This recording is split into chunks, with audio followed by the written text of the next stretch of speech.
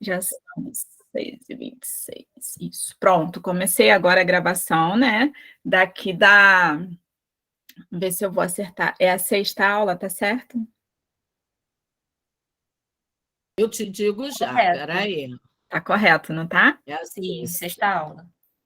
Então, gente, estamos aí iniciando a 6ª aula do terceiro módulo do curso de capacitação EAD, que é ofertado pelo termo de cooperação que existe entre a Prefeitura e a Cooperab e a Secretaria de Agricultura, Pecuária e Pesca, daqui do município de Maricá.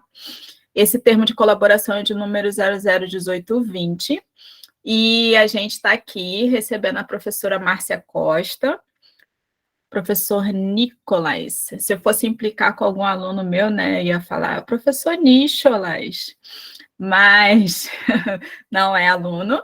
Professor Nicolas Augusto, né, foi meu primeiro contato aí com o PEPEDIT, né, por indicação da Heró. Então, eu desejo a vocês uma boa aula. Peço desculpas, tá, gente, pelo atraso, mas eu peguei um trânsito ali na rodovia, bem, que começaram aí a construção da passarela, né? Lembra do acidente? Acho que foi uma das primeiras aulas eu comentei sobre o acidente, e esse acidente gerou aí 3 passarelas aqui na rodovia, e aí o trânsito já está ficando meio enjoadinho, mas é por uma boa causa. Obrigada pela presença de todos, desejo uma boa aula e entrego a palavra para vocês. Obrigada por me aguardar também, Rafa. Obrigada, Magali. Obrigada, professora Márcia, professor Nicolas, por ter aceitado o convite, né, para estar presente aqui hoje. Ambos são membros também do PEPEDIT e orientandos do professor Lamonier. Desejo uma boa aula para todos. Não vou apresentar, porque todos já acredito que já me conhecem, falo bastante até. E só aviso novamente sobre a questão da lista da presença, por favor. Já mandei aqui no chat, vamos assinando. As pessoas que forem entrando, como eu vou transmitir o slide para o Nicolas e para a professora Márcia, eu não vou conseguir ter acesso ao chat, então, quando for entrar alguém, compartilha novamente, por gentileza. E é isso, agora passo a palavra para o professor Nicolas e para a professora Márcia. E vou compartilhar o slide agora, e, por favor, me avisa se vai estar compartilhando, tá bom? Vou desligar o meu áudio. Ok, Rafaela. Rafa, e fica tranquila que eu vou copiando a lista e colocando aqui no chat, se tiver alguma coisa eu fico de olho, tá? Então, boa noite, gente, mais uma vez, eu acho que agora de maneira oficial, né? Meu nome é Nicolas Mendes, eu sou mestrando em Desenvolvimento Territorial e Políticas Públicas na Universidade Rural do Rio de Janeiro. Vocês estão conseguindo me ouvir bem? Caso falhe, vocês me avisem, por favor, tá? Hoje estou aqui com a professora Márcia, também vou te pré-apresentar, Márcia, depois você se apresenta. É doutoranda e também pesquisadora do mesmo programa de pesquisa que eu, que também é a Rafaela, né, que foi o primeiro contato nosso, que é justamente o PEPEDIT. Só por questão de familiarização, eu praticamente cresci em Maricá, então eu conheço bastante o município, ali Ponta Negra, Sacristia, Cordeirinho, era mais ou menos a área que eu sempre frequentei e ainda frequento com uma certa frequência mesmo, né? Então, é isso, eu vou passar para a Márcia fazer a apresentação dela e depois a gente inicia. Oi, pessoal, boa noite a todas e todos, né? Eu sou a Márcia, quero só registrar que para mim é uma grata alegria participar desse tipo de iniciativa, né? Nós, do grupo de pesquisa lá do PEPEDIT, nós temos, acho que isso está no nosso DNA, né, Nicolas e Rafaela? A educação é algo que parece que está na veia para a gente. Enfim, eu sou doutoranda, como o Nicolas falou, da área de políticas públicas. Não sei se acho que é algo interessante. Minha pesquisa será no município de Maricá, então é provável que eu vá andar bastante por aí. E eu me interessei por levar minha pesquisa aí para o município, porque eu fiz um trabalho para a prefeitura como consultora, então, eventualmente, eu tenho andado por aí. Recentemente, eu fui lá visitar o ICETIM, né, o Instituto de Ciência, Tecnologia e Inovação de Maricá, professor Márcio, um cavalheiro e uns trabalhos incríveis, e eu já estou tentando agendar uma conversa, nem falei isso com o Nicolas e com a Rafaela ainda, nem com o meu orientador, mas com o responsável, me fugiu o nome dele agora, exatamente pelas capacitações voltadas para a área de agricultura, né? Para pequenos agricultores, para agroecologia, enfim. Então, sejamos todos bem-vindos aqui a bordo dessa aula, ok? E estarei aí à disposição, junto com o Nicolas, para tentarmos esclarecer o que estiver aí ao nosso alcance. Boa aula aí para todo mundo. Então, Rafa, pode passar o slide, por favor? O próximo, é isso. Então, gente, a nossa aula de hoje tem o título Trajetória da Participação Social no Brasil, Espaços de Discussão Institucionalizados e Orçamento Público Participativo. A ideia dessa aula é trazer de uma maneira breve, né, porque a discussão da participação social ela é muito complexa, mas a gente vai tentar trazer de uma maneira breve e lúcida os principais pontos que traçaram a participação social tanto no Brasil quanto no mundo. Tá? Pode passar, Rafa, por favor. Márcia, então posso começar aí, depois você puxa?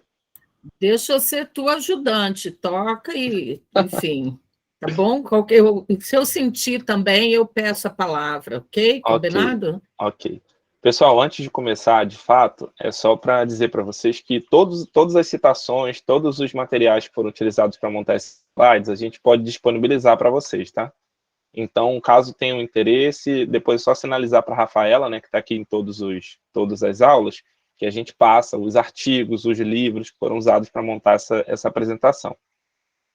Então, de fato, o que é a participação social, né? Então, eu trouxe uma citação aqui, que, se não me engano, é do professor Ciconello, que ele fala que a participação social visa o diálogo entre os mais diversos atores sociais presentes em determinado local, de modo que esses possam exercer um determinado controle social no processo de tomada de decisão nas mais diversas esferas, principalmente nas relacionadas às políticas públicas. Para a participação social ser eficaz, tem de haver uma relação horizontal entre esses atores, e não vertical, como nas ditaduras e hierarquias de modo geral, sendo que a voz de um ator se iguala à de outro.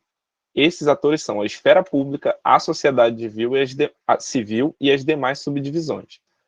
Eu não vou abrir agora esse texto, porque no decorrer da apresentação a gente vai elucidar um pouco esse texto, essa citação, né? Eu só coloco ela no início porque ela resume bem de uma maneira muito objetiva.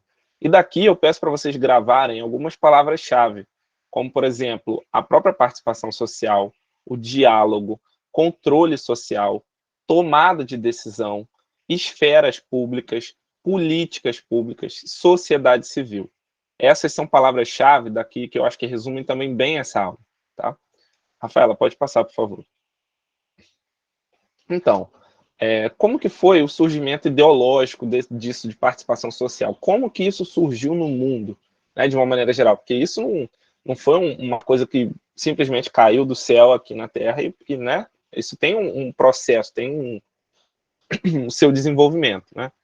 Então, tem alguns pontos que traçam esse desenvolvimento no decorrer das sociedades. O primeiro deles a participação social está diretamente ligada ao sucesso no desenvolvimento de determinado local.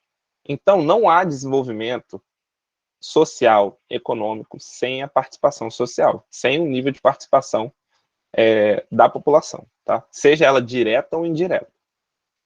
Os países mais pobres são menos participativos. E isso é uma tendência, e eu vou explicar o porquê dessa tendência. Isso não é regra, tá? Existe uma ligação direta entre o nível educacional e a capacidade de diálogo com a participação social. Também vou explicar esse ponto. Em países pouco desenvolvidos, não há interesse internacional em que se desenvolvam mecanismos de participação social, perpetuando a condição de subordinação. Muitas vezes, os governos locais não incentivam a educação e a participação social para ter maior controle no processo de tomada de decisão.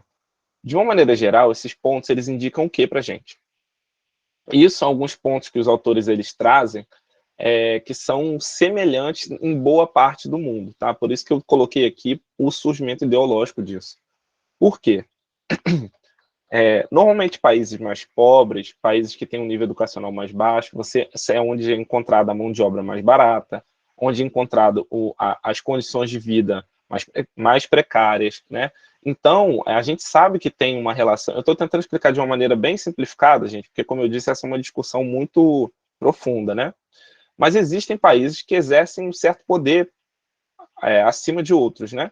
Então, por exemplo, a gente tem países que comandam o planeta de uma maneira geral, né? E esses países não têm o mínimo interesse em que os países mais pobres, subdesenvolvidos, tenham uma organização social, uma participação social bem organizada. Isso não é regra, mas isso é uma tendência observada, tá? Pode passar, Rafa, por favor. Ao mesmo tempo, países com maior nível educacional e melhor distribuição de renda tendem a ser mais participativos. Em determinados locais, os atores conseguem dialogar de uma maneira mais eficaz, trazendo suas demandas de maneira mais clara e sem o receio de repressões, de modo que é facilitada a organização no entorno de um bem comum. Alguns exemplos disso são os países da Europa, de uma maneira geral, né, da Europa ocidental, que tem um nível de participação social que é muito superior ao do restante do planeta, tá?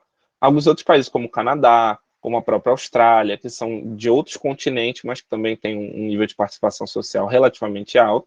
O Brasil já experimentou uma participação social elevada em período curto da sua história, que infelizmente a realidade atual não é essa, tá? Mas eu vou tentar explicar de uma maneira mais objetiva essas tendências que eu falei com vocês. Por exemplo, países com maior nível educacional e melhor distribuição de renda tendem a ser participativos. Mas por quê? Porque a participação social ela não é um processo que é fácil de ser implementado. Ela é um processo demorado. Ela exige que a sociedade seja unida em determinada demanda.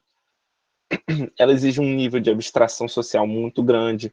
Então, você tem que ter uma sociedade minimamente organizada. E a própria participação social ela vai ser resultado disso, mas ela também vai ser a causa disso, direta e indiretamente. A sociedade organizada vai buscar condições de vida mais adequadas, que também vão trazer capacidade para essa sociedade se organizar mais ainda. Essa é uma tendência. Alguns exemplos de exceção atualmente são a China, o Brasil, a Índia, a Rússia, que são países que têm, trouxe esses 4 exemplos, que são países economicamente fortes, muito fortes, mas que não têm um nível de participação social muito elevado. A gente pode pegar o maior exemplo disso, o próprio Brasil, né? Eu acho que é da realidade de todos aqui. Nós sabemos que o Brasil é um país economicamente forte, né? Já esteve mais forte, mas ainda é considerado um dos 20 países mais importantes economicamente do mundo. Mas a participação social ela é muito fraca no Brasil. Então, a gente tem que tentar incentivar esse tipo de política, né, atualmente. Gente, se vocês quiserem interromper para falar alguma coisa, podem ou digitar ou falar mesmo, interromper no áudio, tá bom? Digitando eu consigo ver aqui também. Inclusive, eu vi aqui um comentário agora, deixa eu abrir aqui só um minuto. O Roberto falou, somos recurso humano para o primeiro... A lógica, Roberto, desses países que exercem esse poder de dominação é justamente essa, que uma sociedade desorganizada ela não se torna uma sociedade forte, ela é uma sociedade frágil, fragilizada, né? O que deixa a sociedade forte é justamente a organização. Então, não é do interesse desses países ditos como dominantes que os demais países se organizem. Ainda mais um país como o Brasil, por exemplo, que tem um grande nível de recursos naturais, tem uma população elevada, então, assim, imaginem o Brasil com uma sociedade organizada, com uma sociedade que luta pelos seus direitos de uma maneira ativa. A gente teria condições de sustentar uma posição muito mais elevada, né? Tanto econômica quanto socialmente. Pode passar, Rafa, por favor. Exatamente. Os recursos naturais brasileiros são bem abundantes, né? De uma maneira geral. Mas, assim, atualmente... E eu digo isso atualmente no panorama nos últimos 6 anos, mais ou menos, a gente tem visto uma virada de chave, né? uma troca, vamos dizer assim, nas preferências, nas prioridades, vamos dizer assim, nesse sentido. Então, um outro fator que caracteriza a participação social é que há diferentes níveis dessa participação em diferentes territórios. Isso parece um pouco óbvio, mas na verdade ele não é tão, na explicação não é tão óbvio. Então, por exemplo, a gente tem a estruturação do poder no Brasil por escalas, certo? A gente tem o poder federal, os poderes estaduais, os poderes municipais e às vezes até distritais, né? Para municípios que têm uma extensão muito grande, a gente tem a subdivisão de distritos. Então, não adianta você colocar a participação social só no distrito ou no município e não ter uma estrutura para isso no Estado e no governo federal. Da mesma maneira que não adianta você estruturar a participação social só no governo federal e não dar atenção aos estados, aos municípios, aos distritos, que seja. Então, esses níveis eles têm que estar muito bem ajustados. A participação social ela não é uma coisa pronta. Ela é um processo que se desenvolve com as especificidades de cada localidade, mas que ela tem que ter uma certa formatação que sirva, de certa forma, para todos os locais, regras básicas que sirvam para todos os locais.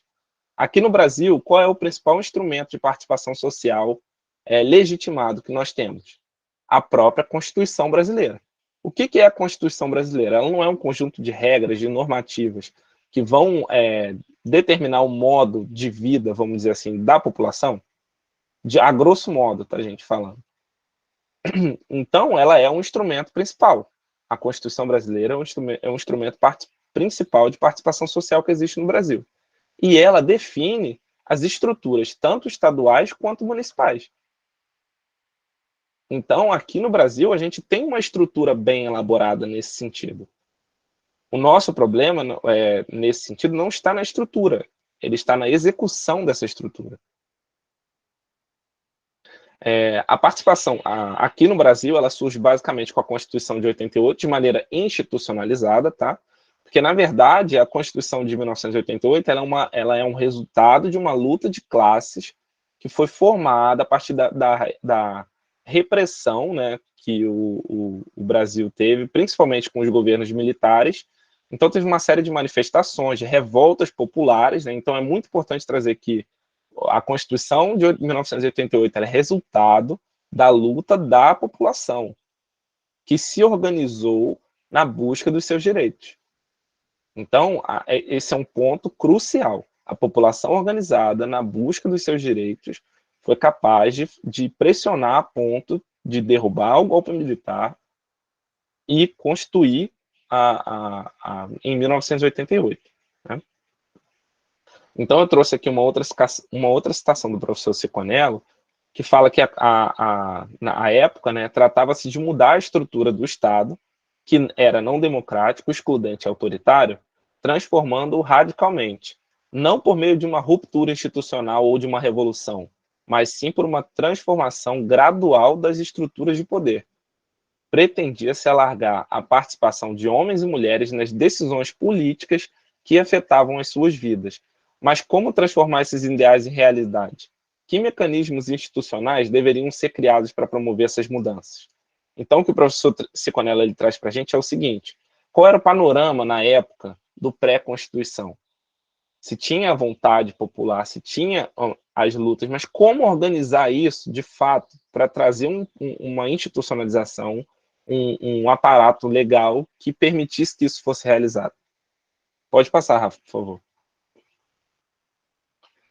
Rapidinho, Nicolas. Sim.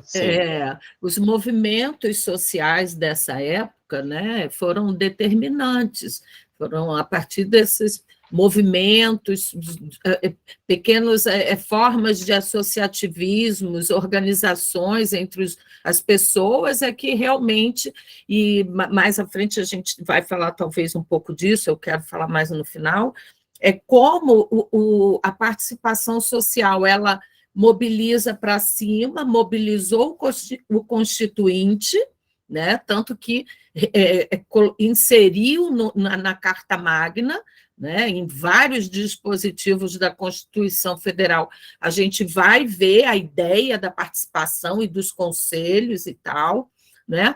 E isso veio como uma resposta da sociedade.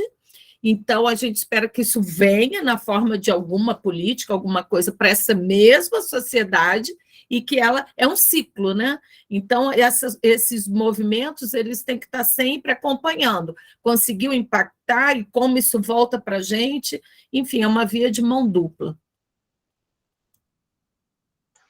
Exatamente. Isso é muito importante que a Márcia falou, e também, pessoal, parece que agora no início, os slides eles falam um pouco mais teoricamente, assim, mas no decorrer a gente vai trazer exemplos práticos também. Como a Márcia estava falando no início, eu não conheço o perfil dessa turma, mas eu sei pelas conversas que a gente teve com a Magali, que está aqui a gente tem conselheiros, provavelmente a gente tem cooperativados. Então, todos esses espaços, assembleia, fórum, todos esses espaços são espaços de participação social que foram institucionalizados com a Constituição de 1988. Então, o professor Ciconello, ele traz ainda que a ocasião, né, da época predominava o entendimento de que a participação social ela deveria obedecer a algumas características, né? Então, no decorrer dessas características que ele elenca, a gente consegue ver que foi cumprido, de certa forma, isso na Constituição, né? Ser um processo educativo voltado para o exercício da cidadania, levando ao estabelecimento de conexões e influências mútuas entre a esfera pública e privada. E aqui, pública e privada é a questão do Estado e da sociedade. Permitir que as decisões coletivas sejam aceitas mais facilmente pelos indivíduos, uma vez que os mesmos tomam parte do processo de decisão, ou seja, decisões coletivas sejam aceitas mais facilmente pelos indivíduos, porque eles seriam parte do processo de decisão. Então, não ia ser mais alguém que decidiria por você. Vocês participariam do processo de decisão. Produzir maior integração social, na medida em que produz um sentimento de pertencimento de cada cidadão. Então, quando você participa, você se sente incluído naquela determinada ação, né? Então, por exemplo, você não precisa ter um exemplo muito longe para poder saber disso. Você já experimentou chamar uma criança para fazer um bolo? Que seja uma coisa assim, uma atividade boba. Ela se sente participante daquela ação. Então, ela fica orgulhosa do resultado daquilo. Ela fica... né? Então, ela se sente parte daquela construção. Óbvio que isso foi uma analogia, né? uma simplificação até muito grande, mas só para vocês entenderem que a questão da participação social, uma das bases é essa. A partir do momento que você se sente incluído, que você se sente parte daquilo, você toma, primeiro, mais importância sobre aquela decisão. Você não você não desconsidera aquela decisão, você trata aquele assunto como uma coisa importante para você, e você, de fato, se sente abraçado, se sente incluído por aquela ação. Né? Pode passar, Rafa, por favor. Quais são os principais âmbitos de participação social no Brasil atualmente, então? A gente tem o âmbito institucional, no que concerne a tomada de decisão política a nível nacional, e aí seria a política de saúde, a política de assistência social, dentre outras. Mas principalmente essas duas, porque são as mais emblemáticas, assim, né? A gente tem os conselhos de saúde, os conselhos de assistência, a questão também das bacias hidrográficas, os comitês de bacia, eles são instrumentos de participação social, tá? Instituídos. Óbvio que todos eles têm as suas problemáticas, né, gente? Mas, assim, não é porque uma coisa não funciona direito que você tem que acabar com aquela coisa. Você tem que tentar buscar que aquilo funcione de uma maneira mais correta. Né? E não, enfim, a gente tem que ser menos radical nesse sentido. As próprias conferências de políticas públicas, então, gente, se tiver algum conselheiro aí na aula, sinaliza aqui no chat, fala alguma coisa aí dizendo se é conselheiro ou não, só para poder saber, por favor. As conferências de políticas públicas, eu perguntei dos conselheiros, porque para quem é conselheiro, essas conferências, isso é mais fácil de ser compreendido, né? Porque isso faz parte do cotidiano dos conselhos. Eu vi que a Lúcia levantou a mão aqui. A Magali está brincando no chat também. A gente tem também os próprios conselhos de políticas públicas, que tem 3 níveis, né, sociais. E aí eu vou ler esses níveis, sociais não, desculpa, organizacionais. A gente tem conselheiro do meio ambiente, da cidade. Então, a Úrsula aqui também, a Lúcia, vocês já estão familiarizados com essa questão das conferências, né? Eu vou falar um pouquinho mais para frente delas também. Mas voltando à questão dos conselhos, A gente tem os conselhos de políticas públicas em 3 níveis organizacionais. O primeiro deles, o primeiro tipo, é o conselho paritário, onde tem representantes governamentais e representantes da sociedade civil em igual número.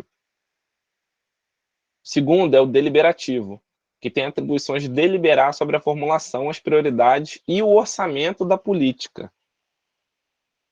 Então, o orçamento da política ele não é aprovado se ele não passar pela deliberação do Conselho, em algumas áreas.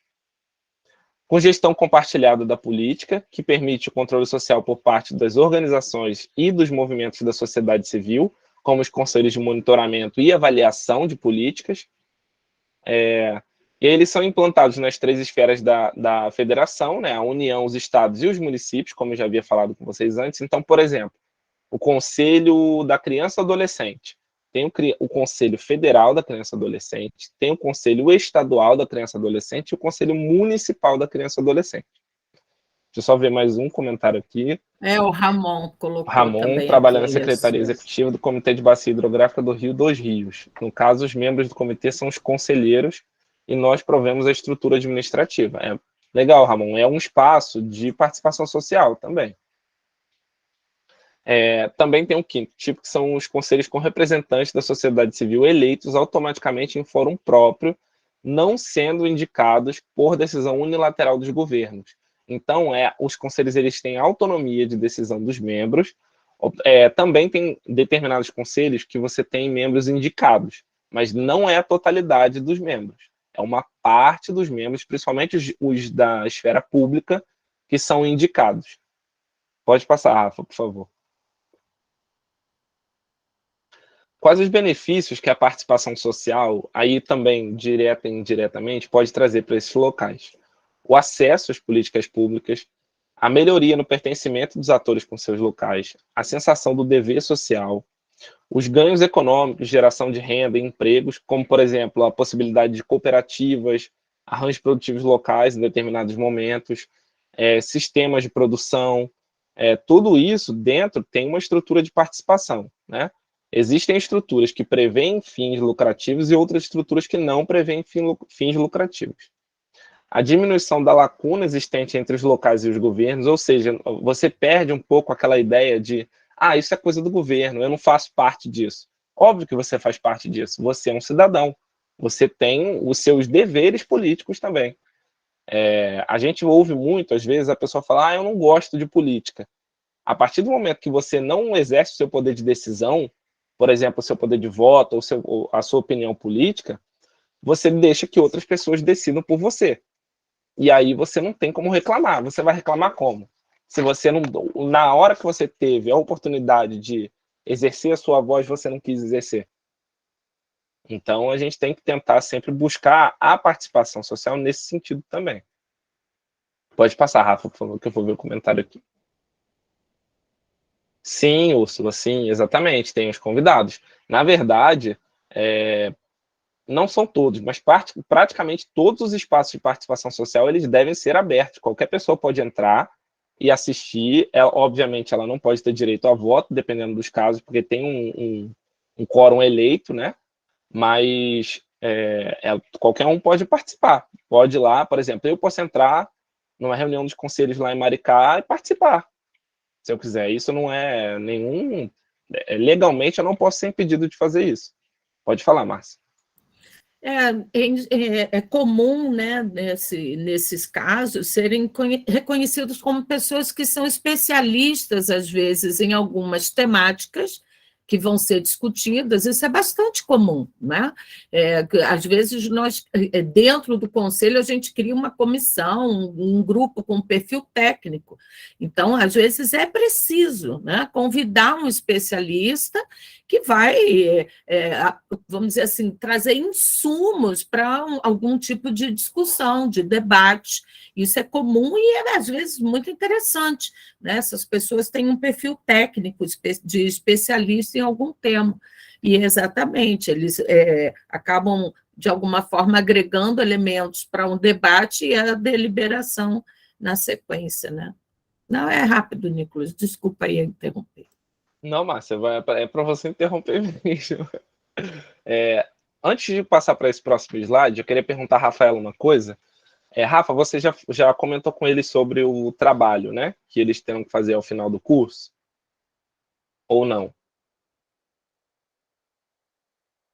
Pode escrever, né? Eu comentei, Nicolas, mas bem brevemente. Tá, Mas se você tá quiser bom. aprofundar um pouquinho, agora eu vou voltar para lá. Ok. Não, é porque, gente, no decorrer dessa apresentação aqui, tem uma série de perguntas que estão aqui no slide. E essas perguntas eu vou enviar para a Rafaela também, que elas vão compor, algumas delas, né, que a Rafaela julgar necessárias, vão compor o trabalho que vocês vão fazer.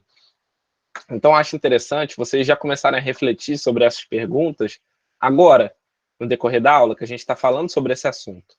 Né? Vocês podem responder no chat se quiserem, podem opinar também por voz, mas, assim, eu acho importante vocês começarem a refletir a partir dessas perguntas. A gente falou... Volta Rafa, por favor. Aqui a gente falou dos principais benefícios, né, da participação social. E agora a gente vai falar dos principais problemas. Não são defeitos, são problemas que a gente tem para implementar a participação social. Primeiro delas... Nicolas, sim, vamos dizer que são desafios. Desafios, exatamente. Desafios à implementação. O primeiro delas é justamente a ausência do incentivo à participação social. Não há um incentivo claro. Vou dar um exemplo aqui, para quem é conselheiro ou quem atua em alguma assembleia, alguma coisa do tipo, vai entender o que eu estou falando. O conselheiro não tem salário. E, de certa forma, eu concordo, porque não dá aquela ideia de dependência, né? A pessoa está indo para lá porque ela quer participar. Mas, por exemplo, o conselheiro não recebe... Eu conheço conselheiros, a nossa atuação é muito forte em Itaguaí, Seropédica, Mangaratiba, Angra dos Reis, Paraty, aqueles municípios ali da Costa Verde, pegando um pedaço da Baixada. Eu conheço conselheiros daquela região que não estavam indo às reuniões do conselho porque não tinham dinheiro para pagar a passagem. Então, como que você exige que a pessoa participe dessa maneira? Aí só pode participar do conselho quem mora do lado na casa dos conselhos? Pelo menos um mínimo de condição, uma passagem, uma alimentação, não deveria ser disponibilizada para essa pessoa? Que já está ali prestando um serviço público, que é o serviço do conselho. Ela não está fazendo para ela está fazendo para todos, e não tem um mínimo de condições, né, para que essa pessoa consiga exercer isso. Então, às vezes, a ausência, esse incentivo, a participação, ele se dá dessa maneira. Você dificulta as condições para que as pessoas possam participar. Um outro caso também que aconteceu, e que acontece, agora não com tanta frequência, eu não vou citar exatamente o município, tá, gente? Mas se vocês quiserem jogar no Google depois, vocês vão achar lá a notícia. Deliberações da Câmara de Vereadores do município à noite, de madrugada, sem ninguém participar, na calada da noite. Vocês acham isso correto? Vocês podem responder no chat aí. Vocês acham isso legal? Tem uma certa temática sendo discutida pela sociedade e simplesmente você vai dormir, no outro dia você acorda e aquilo já está decidido. É complicada essa situação, né? Então, a participação, às vezes ela se dá pela dificultação, vamos dizer assim, da participação, e às vezes ela se dá, de fato, pelo impedimento. Então, a gente tem que... no Brasil, a gente tem muitos problemas relacionados a isso. A Lúcia comentou aqui que a secretaria pega os conselheiros que quiserem e leva em casa. Temos lanche e almoço. Legal, Lúcia. Essa deveria ser, pelo menos, a realidade de todos os conselheiros, de todos os municípios aqui do estado do Brasil, né? Mas, infelizmente, não é. Mas eu fico feliz de saber que, pelo menos, Maricá tem essa estrutura, mesmo que eu sei que ainda não é o ideal, né? Mas é uma estrutura que já dá sustentação e que deixa a pessoa participar de fato. O pouco conhecimento dos instrumentos por parte da sociedade civil, de uma maneira geral. Então, isso não estou dizendo de uma maneira exclusiva, não, tá? Eu não tenho noção de todos os direitos que eu posso ter. A Márcia, por exemplo, também não deve ter noção de todos os direitos que ela tem. Nem a Rafaela, nem a Magali, nem a Lúcia, nem a Úrsula, nem ninguém que está aqui. Justamente porque a gente tem uma capa protetora, vamos dizer assim, dos nossos direitos. Então, a gente nunca sabe ao certo aonde que a gente pode entrar. Por exemplo, isso que eu falei, qualquer um da população pode entrar na reunião dos conselhos, ou pode entrar na Câmara de Vereadores, mas muita gente não sabe disso. Acha que vai acontecer alguma coisa se entrar, se não sabe. A gente não tem ideia da quantidade de direitos que a gente tem. O Rafael comentou também, caramba, e eu aqui pensando exatamente nisso, não recebem realmente nenhum auxílio. Exatamente, Rafael. É complicado. Enfim, vou voltar aqui.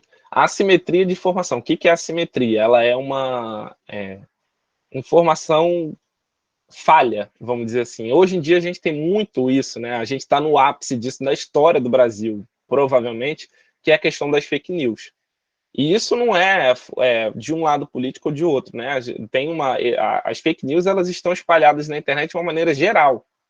Até, sei lá, tanto em questão política, né, de vídeos de política, notícias falsas, quanto, por exemplo, notícias bobas mesmo, assim, coisas bobas realmente, como fulano, famoso, atriz tal, tá namorando o ator tal, sendo que, às vezes, eles nunca se viram na vida. Né? Isso é uma fake news, de qualquer maneira, é uma informação assimétrica. Óbvio que qual que vai impactar mais na nossa vida? É a atriz tal namorando o ator tal, ou é a questão política? Obviamente é a questão política, né?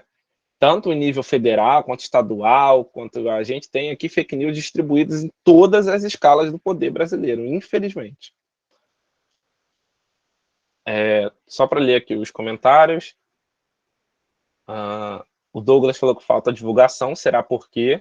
E Douglas, respondendo, eu volto lá àqueles primeiros slides que eu falei, que a gente estava discutindo, né?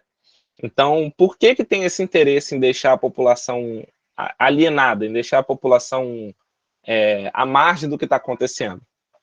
Uma sociedade bem informada, ela se cala? Ela aceita decisões tomadas por ela? É mais ou menos por aí, né? A Melissa falou que em alguns casos também nem querem que descubram que temos esse direito justamente para fazer essas deliberações na calada. Mas sim, de certa forma, sim. O Roberto falou que uma ideia seria a possibilidade de passe livre disponibilizado pelas prefeituras a uns membros através da criação de um cartão. Concordo, Roberto, que seria uma ótima saída. Não precisava dar o dinheiro para a pessoa. Bastava um cartão alimentação e um cartão de passagem já seria, nesse caso específico do conselheiro, né? Porque isso é aplicável a outras realidades também.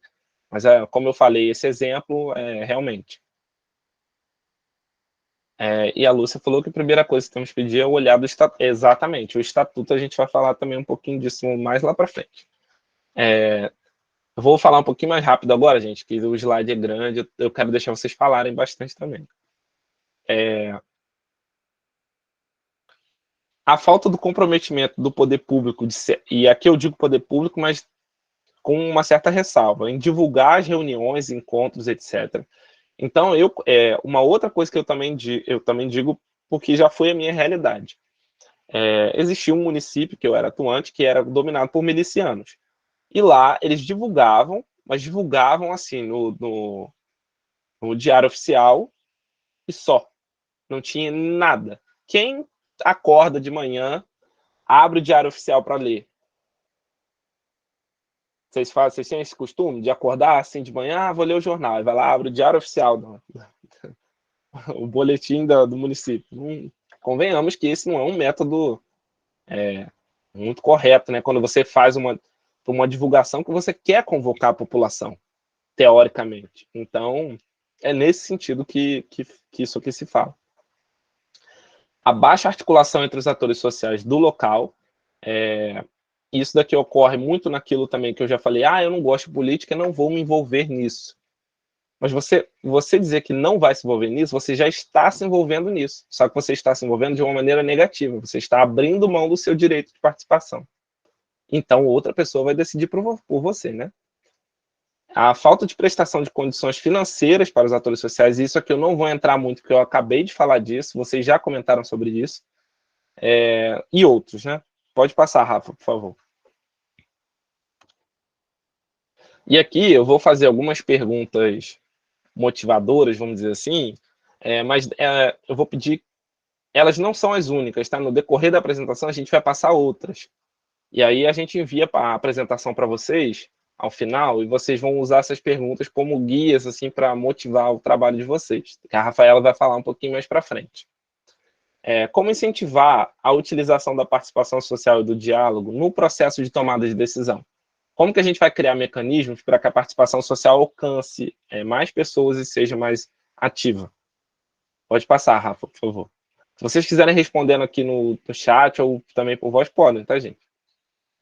Quais medidas o poder público local pode tomar para aproximar as pessoas das políticas? Pode passar, Rafa. Qual é o papel da sociedade civil na fiscalização e no controle das políticas? E aí o papel da sociedade civil, leia-se o nosso papel, meu, de vocês, da Márcia, da Rafaela, da Magali, de todo mundo. Pode passar. Vocês acham que há condições ideais na participação social brasileira? O que vocês acham que pode ter de melhoria nesse sentido? Passa, Rafa, por favor. E aqui eu vou tentar traçar também com vocês um panorama breve da participação social no mundo, tá?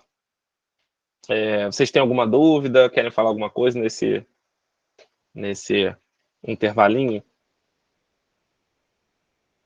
A Lúcia falou que depende da localidade. Sim, com certeza depende. Mas assim, se a gente trouxer para o panorama Brasil, de uma maneira geral, a gente tem uma deficiência gigantesca. Óbvio que tem um município ou outro que é mais estruturado. Como, por exemplo, se eu chegar para um conselheiro lá de Seropédica, ou Seropédica agora nem tanto, mas de Itaguaí ou de Mangaratiba, e falar que em Maricá a população tem transporte e alimentação para ir para os conselhos, eles vão falar, meu Deus, que coisa maravilhosa. Então, isso depende, né? Isso varia muito. O Douglas falou que primeiro trazer informação ao povo locais públicos, como terminais de ônibus, praças públicas em horários diferentes. Sim, concordo.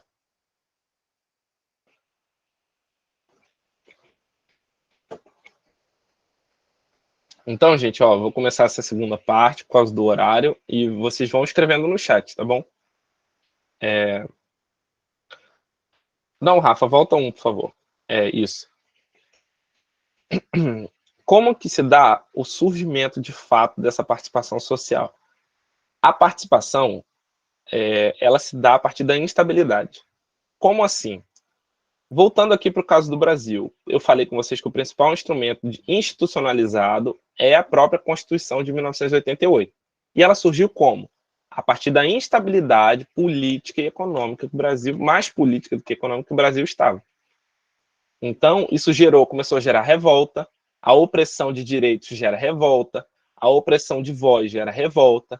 Então, daí surge a participação, da instabilidade. E daí surge a necessidade também de controlar essa burocracia devido à não confiança nos representantes. Então, essa população ela não se via representada nos representantes, de fato, que estavam, né, obrigados na época. Como, por exemplo, no caso do Brasil, os ditadores. A necessidade das políticas públicas efetivas versus a garantia dos controles democráticos. Então, como que a gente equilibra, por exemplo, vamos supor que isso é uma coisa que acontece muito no Brasil. Gente, eu estou trazendo exemplos bem simplificados, mas é só para vocês pegarem a questão que é uma questão conflitante. Eu sou de Niterói. Então, eu não sei se vocês são de Maricá, que é uma cidade vizinha, eu acredito que vocês conheçam onde eu vou falar. Alameda São Boaventura. É um trânsito gigantesco todos os dias para poder tanto ir quanto vir. Só que, qual seria a solução mais fácil? Fazer um viaduto que ligasse direto à ponte Rio-Niterói. Isso era uma política pública, certo? Que é uma política de trânsito, que ia melhorar o trânsito da região. Só que isso fere diretamente a qualidade de vida dos moradores do bairro do Fonseca. Diretamente. Então, como que a gente equilibra isso? Vai fazer o viaduto aqui para poder facilitar o trânsito, mas vai acabar com a qualidade de vida, vai ter que cortar um monte de árvore, vai ter que fazer um monte de coisa. A rua de baixo vai ficar escura, vai ficar... Como que a gente equilibra essa coisa?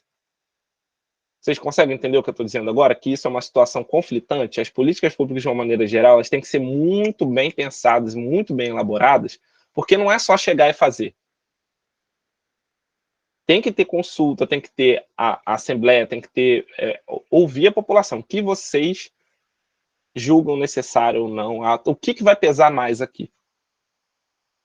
Lá, no caso, não fizeram porque a população do bairro conseguiu se organizar e barrar.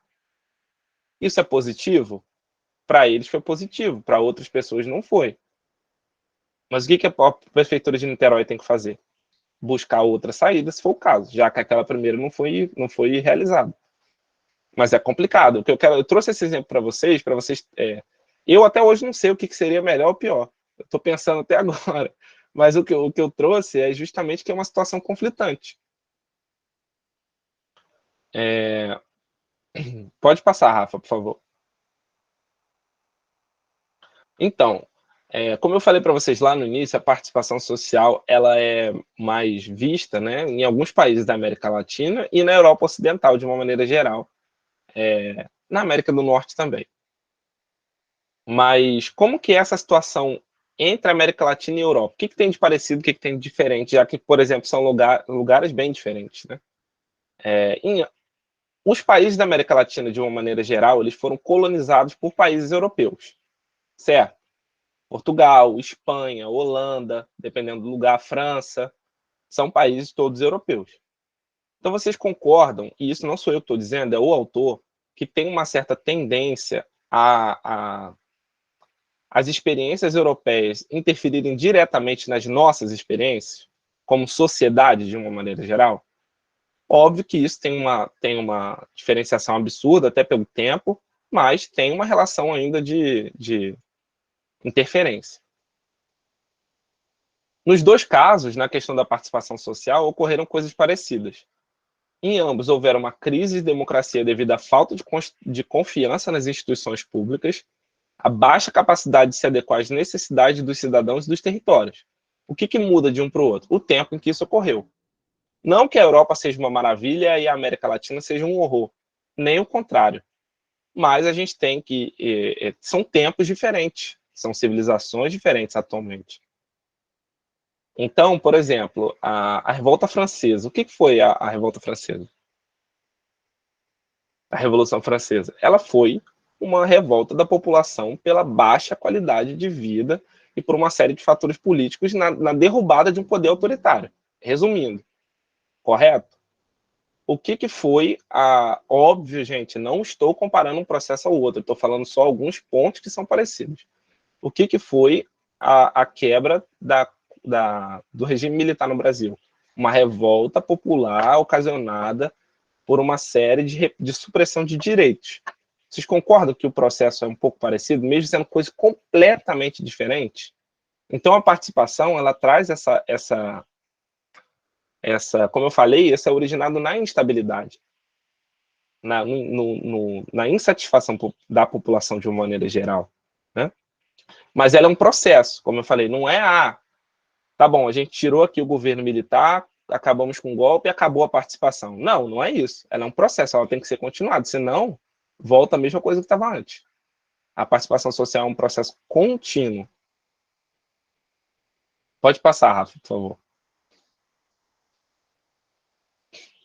Isso daqui eu já falei mais ou menos assim, indiretamente, né? Que a partir da década de 70 no Brasil, começou essa ideia, até muito influenciada pela economia de uma maneira geral, né? Pelo liberalismo econômico, de minimizar o Estado. Então, tudo que era do Estado era ruim, era ineficaz, tudo. A gente carrega um pouco dessa ideia ainda, né? De uma maneira geral. O serviço público é ruim. O serviço público serviço de telefonia. O serviço de telefonia é muito ruim, tem que privatizar. Privatizou. Ficou bom? Alguém aí pode comentar se o serviço de telefonia no Brasil é ótimo? Mudou. A questão não era a privatização, era a melhoria da qualidade do serviço. Agora, por exemplo, vou trazer o exemplo aqui de algumas empresas que eram públicas. A Vale do Rio Doce era uma empresa pública que viviam dizendo que não era bem administrada, que não sei o que lá, foi privatizada a um preço bem inferior do que deveria ter sido, E a gente tem aí alguns casos, né, bem emblemáticos que provam que a administração não é tão preocupada assim, né? A administração privada. A gente tem Mariana, a gente tem o Córrego do Feijão, a gente tem Brumadinho. Isso aí é uma empresa privada. Distribuição de energia elétrica no Brasil. Enel, Ampla, Light. O serviço é bom? A mesma coisa a gente está fazendo agora com a SEDAI. Na verdade, a gente já fez com a SEDAI. A gente, que eu digo sociedade de uma maneira geral, né? O serviço da SEDAI é ruim, a SEDAI é ruim, a SEDAI é ruim, a SEDAI é ruim, a SEDAI é ruim. Todo mundo vende essa ideia. Ao invés de melhorar o serviço da SEDAI, venderam a ideia da privatização. A gente já tem uma experiência com privatizações feitas de uma maneira corrida, e eu não sou completamente contra a privatização, dependendo da ordem e do local da privatização. Mas a gente tem que entender que serviços básicos serem privatizados é uma coisa um pouco complicada. Principalmente quando você fala em água. Sem energia você vive, sem água não. Exatamente, Douglas. É induzida a ter esse tipo de opinião. Mas você concorda comigo que em sociedade, por exemplo, que a participação social ela é mais forte, essa ideia é mais difícil de ser implementada? Que a população vai ali se articular? Não, não é isso não. Vamos tentar lutar para que isso não aconteça. Foi o que a gente viu aqui? Não foi. Então, se constrói essa ideia do Estado ineficiente, né? Com fundamentos que, à época, eram meramente econômicos e hoje não são só econômicos. E essas crises econômicas, elas atraem essas reformas no Estado, né? E trazem uma série de consequências, como eu falei aqui. Pode passar, Rafa, por favor.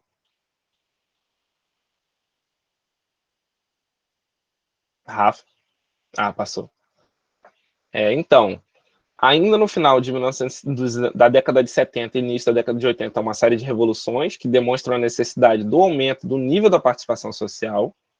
E um outro autor, chamado Milani, ele traz a necessidade da participação vista por 3 níveis principais. O primeiro deles, a participação, ela pode significar controlar a qualidade dos serviços prestados, é o que a gente acabou de falar. A participação, ela pode significar a expressão de prioridades acerca dos bens públicos futuros, como água, florestas, enfim, de uma maneira geral, né? São bens públicos. Bens públicos são aqueles que são, de fato, com acesso público, né? Que é difícil de precificar e de ter valor de troca. Participar pode ser sinônimo de politizar as relações sociais no processo de constituição dos espaços públicos e formação de políticas públicas.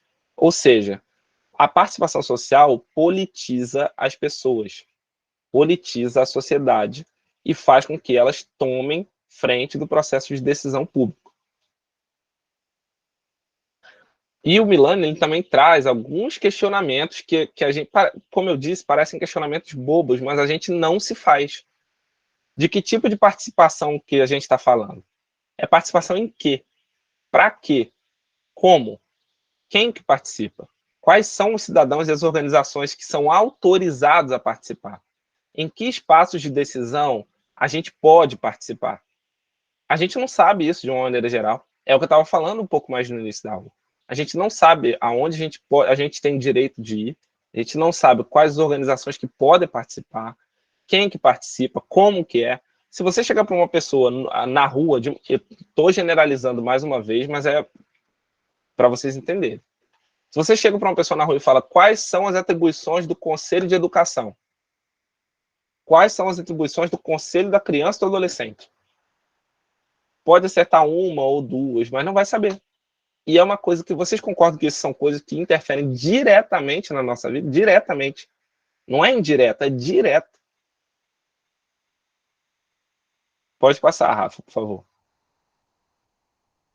Aqui eu trouxe algumas experiências de participação social na América Latina e na Europa que são consideradas pioneiras pelo Milani, né? Ele traz essa relação. Inclusive, esse artigo dele é bem curtinho. Se eu não me engano, são 15 páginas no total, mas ele é bem trabalhado, assim. Na América Latina, aqui é uma tabela, um quadro, na verdade, que fala a identificação da experiência, ou seja, o tipo, né? O país que ocorreu e o município que ocorreu. e a origem de cada iniciativa. Então, por exemplo, na América Latina, na Argentina, a gente tem aqui o planejamento estratégico, que nasceu em Córdoba e foi originado no poder público na década de 90. Aí vocês conseguem perceber que o Brasil aparece aqui em alguns lugares, planejamento urbano, Brasil, Belo Horizonte, 1993.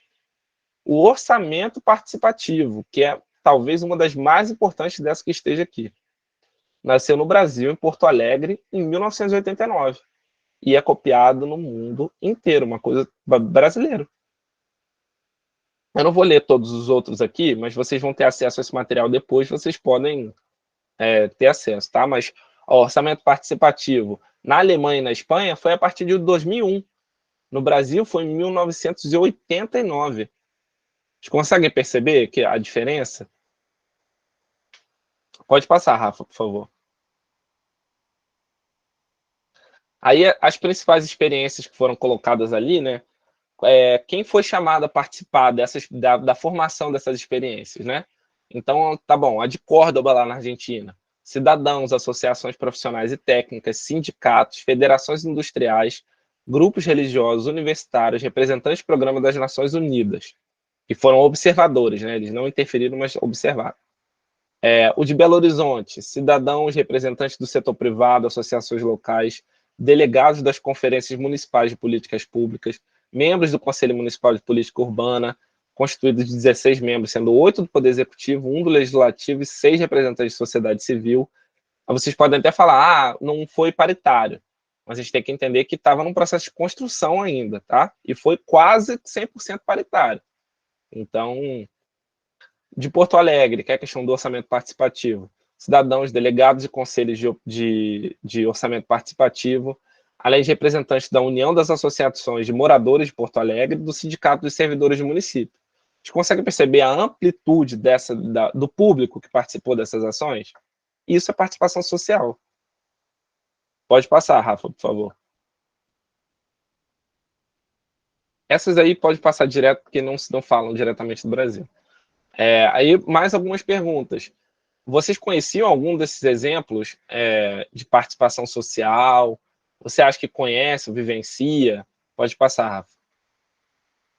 Vocês acham que há necessidade da ampliação desses exemplos? E onde? Como? Pode ir. E aqui eu vou falar agora mais especificamente da questão das inovações democráticas, né? Que, como o nome mesmo já diz, elas vieram a partir principalmente da Constituição de 1988, mas a gente vai ver que o caminho delas foi um pouco anterior, tá? A história da própria democracia ela é contada a partir das inovações democráticas, né? A partir da década de 60, várias democracias já teoricamente estabelecidas começaram a buscar formas mais diretas de participação social, como os plebiscitos, os referendos, a iniciativa popular. Com o fim da Guerra Fria, vários países repensaram a sua democracia, né, de uma maneira muito profunda, e foram formados alguns moldes de aumento da participação social a partir da década de 90, inclusive aqui no Brasil, a Constituição Brasileira é de 1988, 2 anos só de diferença para o início da década de 90.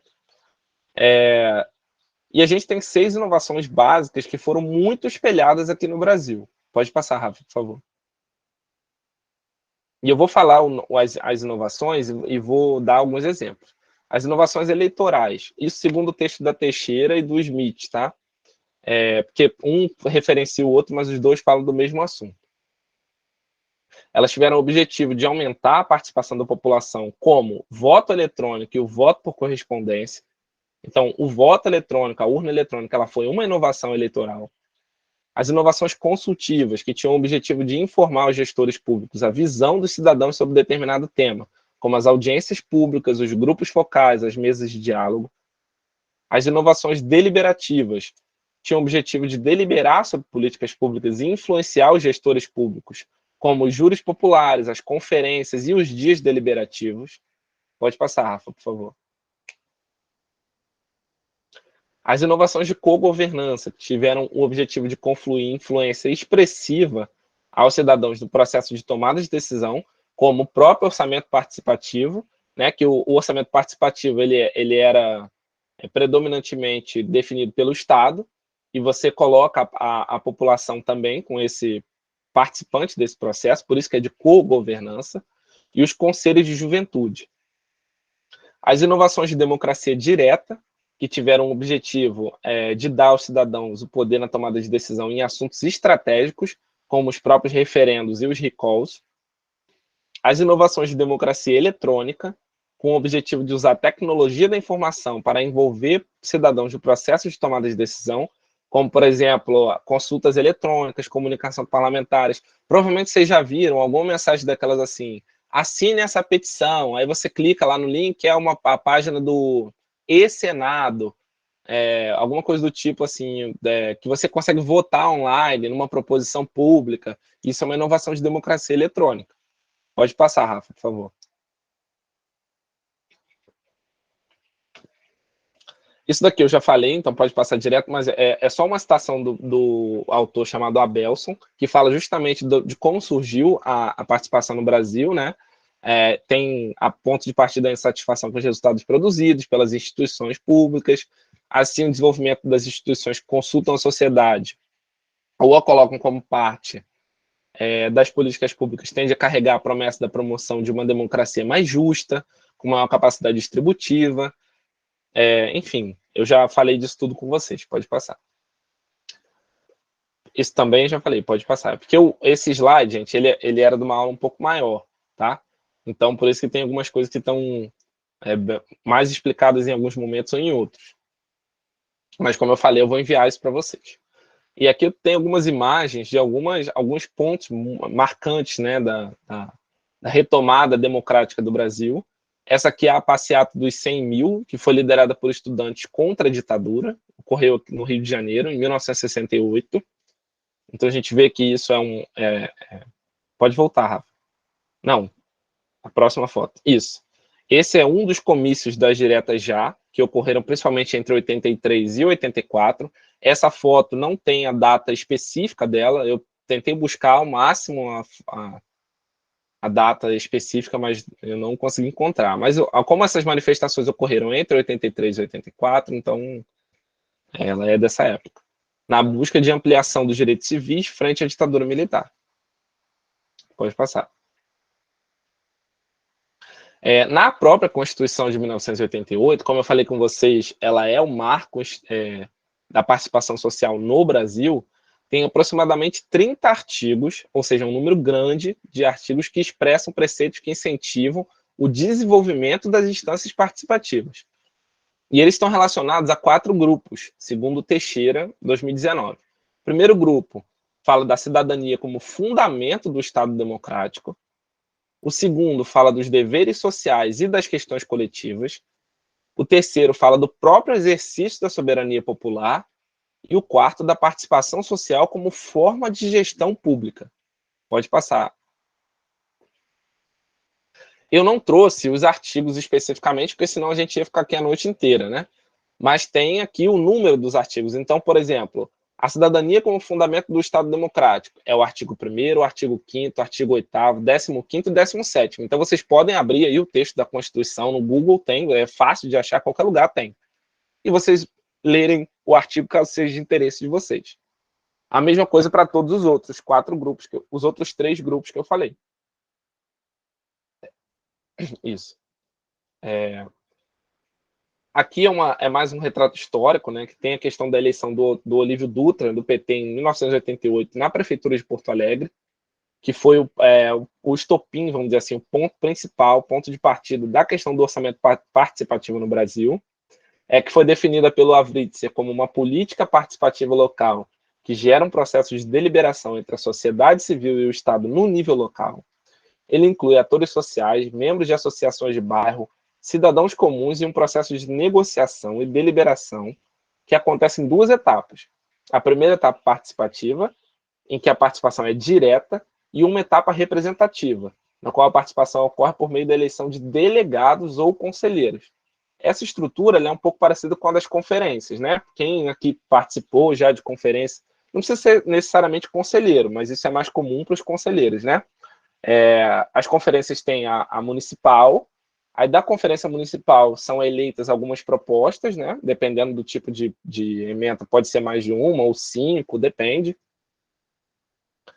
Essas propostas, elas são levadas à Conferência Estadual, que também vai fazer essa relação, e vão ser eleitas mais tantas propostas, e isso vai ser levado à Conferência Nacional, via representação que é eleita nas próprias conferências, que são os delegados. Pode passar, Rafa. A partir dessa ideia do orçamento participativo, outras experiências de políticas participativas começaram a se moldar no Brasil, né? Isso não ficou restrito só no orçamento. Mas o orçamento brasileiro, o orçamento participativo brasileiro, ele se tornou um exemplo ao redor do mundo, e ele realmente é muito copiado. Eu mostrei isso para vocês lá na tabela. A referência do orçamento participativo do Brasil é de 1989. A da França, por exemplo, é de 2004. Vocês conseguem perceber que é uma distância muito, são 15 anos de diferença praticamente. A própria instituição dos conselhos gestores de políticas públicas e de direitos, que eu já vi aqui no chat que tem gente que participa, né, de conselhos. Recentemente tivemos a conferência da cidade aqui em Maricá. Legal, Úrsula. Essa época, assim, normalmente de agosto, setembro, outubro, é a época que ocorrem as conferências, né? Lá em Seropédica a gente teve a conferência da criança e adolescente, e teve mais uma que eu não me lembro agora exatamente, porque eu participei da criança e adolescente, a outra não... Assistência social, mas foi no ano passado. A experiência participativa ela é elevada ao processo final da tomada de decisão, né? Nesse sentido. Pode passar, Rafa, por favor. E aqui tem mais algumas outras perguntas, né? Você conhece alguma experiência de orçamento participativo? Pode passar. Você conhece alguma experiência de tomada de decisão coletiva? Essa pergunta vocês praticamente já responderam aqui no chat. Acha que essas experiências contribuem para o maior bem-estar social? Vocês acham que isso melhora a qualidade de vida da população? Ou seja, como? Como que isso acontece? Pode passar. E aqui, bem breve, porque o nosso horário já está avançado, mas não está tão avançado também, né? Eu corri mais as outras partes lá, que eu estava prevendo. A gestão social, as políticas sociais e os conselhos de espaço e discussão. Isso daqui tudo eu já falei, né, que é a questão das inovações democráticas, que a participação social ela é necessária para o desenvolvimento correto da sociedade, né? Pode passar. E é um ambiente em permanente construção, tá? Então, a participação social ela não acaba, ela continua. O objetivo é que ela continue. A partir dos anos 90, com a redemocratização do Brasil, ele se tornou um grande laboratório de experiências participativas, e um dos países com maior número de práticas. Consequentemente, com uma complexa ecologia de relações entre o Estado e a sociedade.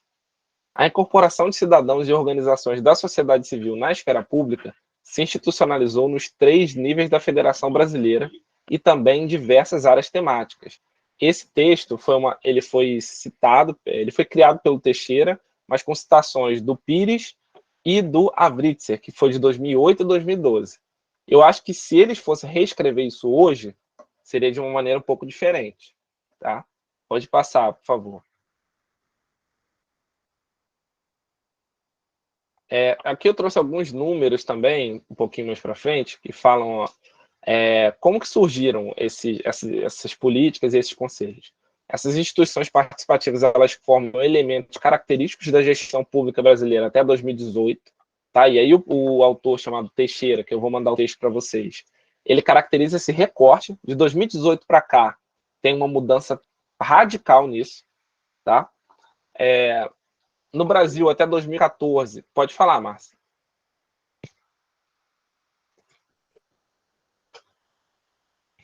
Márcia? Opa, conclui teu raciocínio. Desculpa, eu esqueci de abrir o áudio. Conclui, não, mas desculpa. Pode falar, porque eu vou entrar nos números agora, aí depois tem uma tabela, então pode falar. Sim, eu vi. Não, é porque assim, a gente está trazendo um cenário, né? Eu acho que dá para eles perceberem isso, que é um cenário ótimo. Né? Por exemplo, quando a gente vê os governos que incentivam, mas isso não é a realidade do Brasil como um todo. E aí eu quero também, como depois, fazer uma provocativa e uma reflexão com eles, né? Para eles, a partir da tua apresentação, também irem refletindo, né? Em algum momento, eu não me lembro quem disse aqui no chat, Maricá está fora da curva. O que eu tenho percebido realmente assim, é uma situação ótima, né? Pode até ser que tenha alguém aqui na turma que diga que não, mas talvez porque não conhece o que tem por aí afora. Então, como a gente extrapolar um pouco isso? Porque a Constituição, de alguma forma, ela assegurou, né? Ela garantiu a formação, os espaços, vamos dizer assim, de participação social. Mas por que em alguns lugares eles funcionam, em outros não? Né? Eu acho que são algumas questões, um pouco dessa interferência, e essa frasezinha final aqui, governos incentivam, alguns sim, outros não. Então, o quanto essas formas de participação, de alguma forma, vão sobreviver ou conseguir ter representatividade em casos que os governos não apoiam. Né? Desculpa, Nicolas. Márcia, não precisa se desculpar, porque eu quero que você me interrompa. Não, vai que... Então, gente, aproximadamente, em 2014, a gente tinha aproximadamente 60.600 conselhos gestores de políticas públicas no Brasil. Infelizmente, eu não tenho esse dado para 2022. Eu queria ter, para poder fazer uma comparação. Então, vou trazer isso em outros momentos. A gente vai ter outros cursos aí com a Cooperar, e aí a gente vai trazer essa comparação aí, né, Magali? Aproximadamente 500 mil conselheiros também em 2014. A experiência do orçamento participativo de Porto Alegre como um exemplo, e eu já comentei sobre isso, né? Os governos federais entre 2012 e 2016 foram incentivadores da participação social, e isso não é um achismo meu, tá? Não é uma opinião. São dados, tá? E está aberto para qualquer pessoa que queira procurar, basta jogar na internet, número de medidas, número de instrumentos de participação social criados, tá? Isso não tem essa veemência política não, tá, gente? É porque realmente ocorreu nessa época. Pode passar, Rafa, por favor. Os conselhos gestores surgiram a partir das áreas de educação e assistência social, na década de 20 e 30. O Conselho de Saúde também, tá, nessa época, porque ali faltou educação, assistência social e saúde. Os conselhos de saúde como inspiradores para a institucionalização da Constituição, porque os conselhos de saúde, assistência e educação, eles são anteriores à Constituição Federal. Óbvio que a sua estrutura ela foi um pouco modificada, né, mas elas são anteriores à Constituição. Influenciados pelo orçamento participativo, então muito dessa modificação realizada pela Constituição, ela foi influenciada e influenciou também o próprio orçamento participativo. A questão dos movimentos sociais que eu já falei. E mesmo esses conselhos tendo surgido antes da Constituição de 88, foi nela que eles foram, de fato, institucionalizados. Então, eles são assegurados pela Constituição, mesmo sendo anteriores a ela. Pode passar.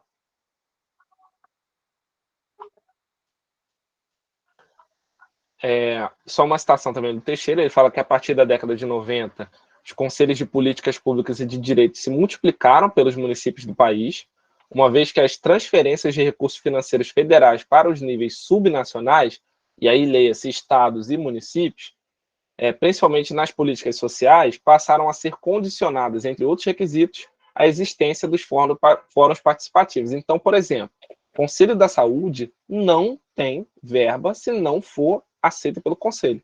O Conselho, não, desculpa, a saúde de uma maneira geral, né? O orçamento da saúde, ele é travado pelo Conselho, pelo aval do Conselho, da mesma maneira que ocorre na educação. Pode passar, por favor. Não recebem recurso, repasse. Exatamente. Não recebem saúde, recurso, não passar educação e assistência, Sim, o que eu exatamente. Digo, os conselhos, entre aspas, obrigatórios. Então, esse o poder público tem interesse em manter.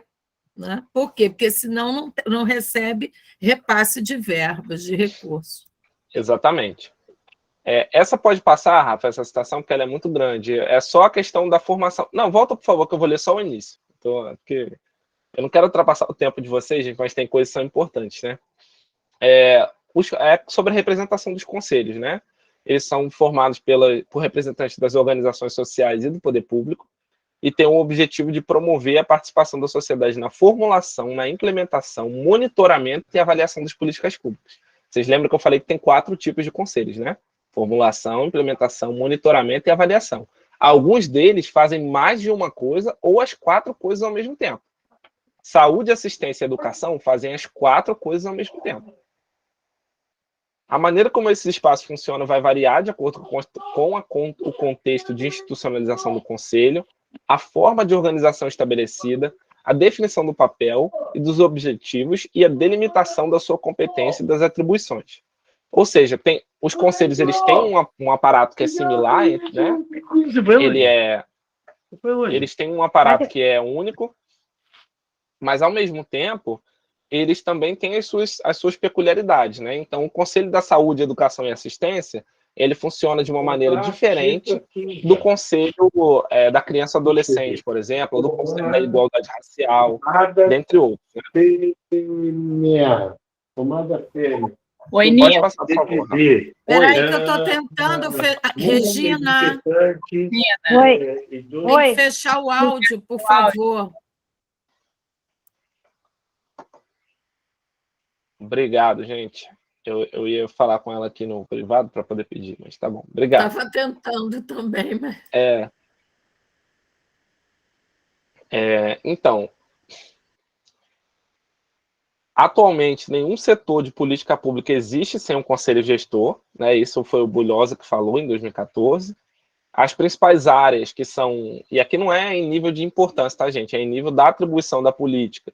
São a saúde, a educação, a assistência social, infância e adolescência, assistência ao idoso, segurança alimentar, nutricional, segurança alimentar e nutricional, trabalho, alimentação escolar, dentre outros, e aí dentre outros tem o Conselho da Igualdade Racial, pessoa com deficiência, tem inúmeros conselhos, tá? Pode passar, por favor. Essa daqui é uma tabela que o Teixeira traz que fala sobre a quantidade dos conselhos e as suas principais áreas temáticas. Eu não vou ler as áreas temáticas, porque vocês podem ler aí, tá? Então, conselhos federais, em 2014, a gente tinha 50 que trabalhavam naquelas temáticas que estão ali do lado. Estaduais, a gente tinha 650 estimados, tá? Porque isso não é um dado fechado, que trabalhavam também naquelas temáticas ali. E municipais, a gente tinha 62.562 conselhos municipais. E tratavam também das temáticas. Aqui vocês já percebem que tem algumas temáticas que são diferentes daquelas outras que apareceram antes. É mais amplo, né? Como direitos LGBT, direitos dos jovens, necessidades especiais, turismo, orçamento, promoção do desenvolvimento social, dentre outros. Pode passar.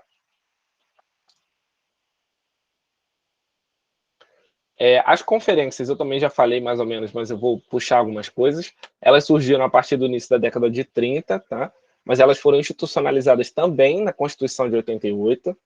E elas funcionam como canais institucionais de participação social que têm o objetivo de promover periodicamente o diálogo entre o Estado e a sociedade acerca de determinado tema, porque as conferências elas são temáticas. Então, por exemplo, vai ter Conferência Nacional da Saúde, vai tratar sobre o tema da saúde, né? Obviamente. Conferência Municipal da Assistência Social, vai tratar do tema ela é dividida por tema e por nível hierárquico. Então, tem municipal, estadual, federal, tá? E cada temática tem a sua conferência. O objetivo maior na realização da conferência é o conteúdo do documento final consiga influenciar políticas e ações implementadas pelo governo, ou seja, na municipal, como eu falei para vocês, na conferência municipal são elaboradas proposições que são levadas à estadual, que também passam por mais um filtro, e depois são levadas ao federal e vão constituir, ou vão entrar, né, no texto da regulamentação daquela área. Por isso que as conferências são tão importantes.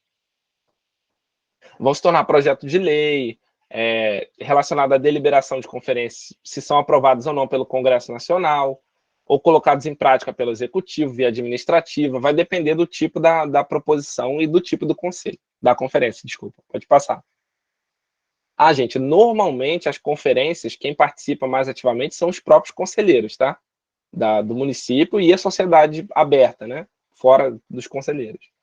De 1941 a 2016 foram realizadas 141 conferências. Peguem só esse dado aqui, ó.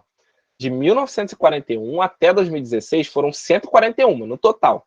Dessas 141, 114 foram só de 2003 até 2016. Vocês concordam que teve uma ampliação gigantesca nisso? De 141, nesse tempo todo, foi de 41 a 2016.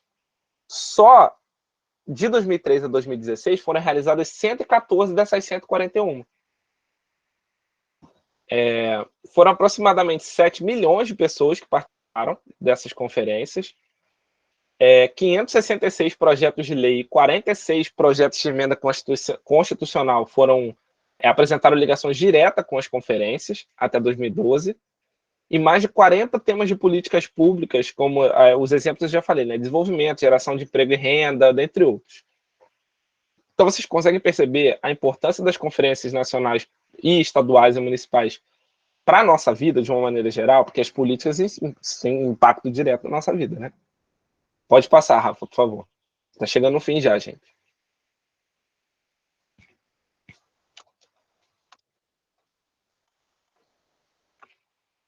Ainda, além das conferências, dos conselhos e outros, como eu falei, tem algumas outras formas aqui também de organização da participação social, que eu não vou entrar, obviamente, em detalhes, mas é importante citar, como os fóruns, os colegiados, as assembleias, os comitês. Então, por exemplo, o comitê a gente vê muito, né? Eu citei os comitês de bacia, mas eles não são os únicos tipos de comitê que existem. E aí entra a questão, já que tem tantos espaços, como que esses espaços eles devem ser geridos? Qual o tipo de gestão que entra nesses espaços de participação social?